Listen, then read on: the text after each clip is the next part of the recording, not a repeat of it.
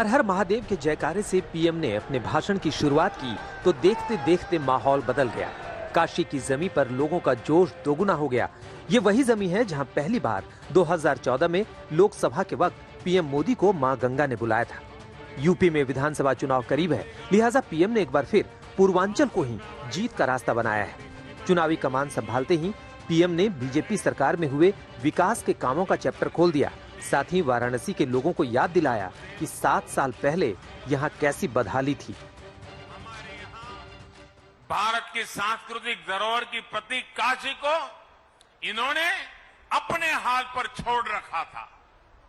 वो लटकते बिजली के तार, उबड़ खाबड़ सड़कें, घाटों और गंगा मैया की दुर्दशा, यही सब कुछ चलता रहता।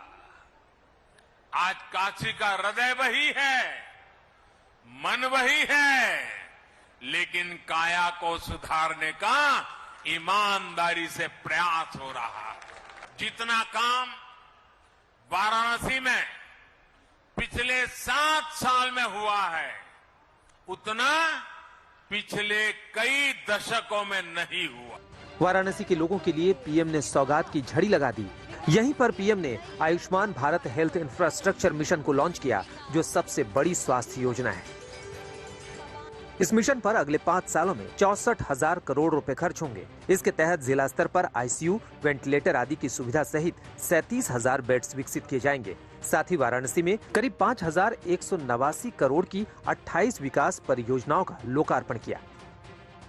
पीएम के पूर्वांचल दौरे की शुरुआत सिद्धार्थनगर से हुई।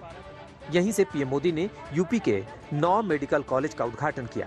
सिद्धार्थनगर, एटा, हरदोई, प्रतापगढ़, फतेहपुर, देवरिया, गाजीपुर, मिर्जापुर और जौनपुर जिले में ये मेडिकल कॉलेज बनाए गए हैं, जिनकी लागत 2,329 करोड़ है। अपनी डबल इंजन की सरकार की गाथा गाते गाते पीएम ने विपक्ष के भ्रष्टाचार को कुरेद दिया।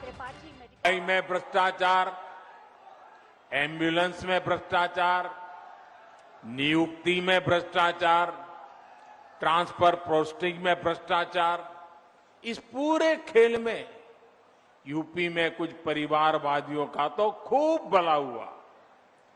भ्रष्टाचार की साइकिल तो खूब चली, लेकिन उसमें पूर्वांचल और यूपी का सामान्य परिवार पिसता चला गया। हमसे पहले बरसों तक जो सरकार में रहे, उनके लिए स्वास्थ्य सेवा पैसा कमाने, घोटालों का जरिया रही है।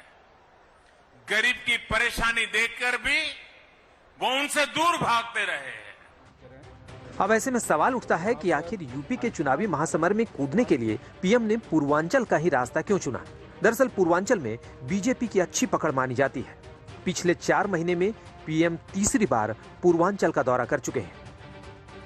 404 विधानसभा सीटों वाले यूपी में 130 सीटें पूर्वांचल से आती हैं। यानी अगर यूपी की सत्ता पर काबिज होना है तो सूबे की 33% सीटों पर कब्जा करना ही होगा।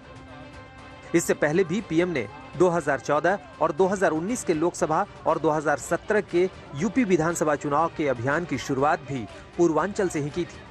इसलिए बीजेपी को बखूबी पता है कि पूर्वांचल में बीजेपी का बम बम हो गया तो इस बार भी लखनऊ का रास्ता कोई नहीं रोक सकता। लेकिन कांग्रेस, बीएसपी और समाजवादी पार्टी ने भी पूरा जोर लगा दिया है। यहीं पर बीजेपी के अश्वमेघ के सियासी घोड़े को रोकने का भी प्लान है। सिद्धार्थनगर से समर्थ श्रीवास्तव, वाराणसी से कुमार अभिषेक के साथ आज तक ब्यूरो।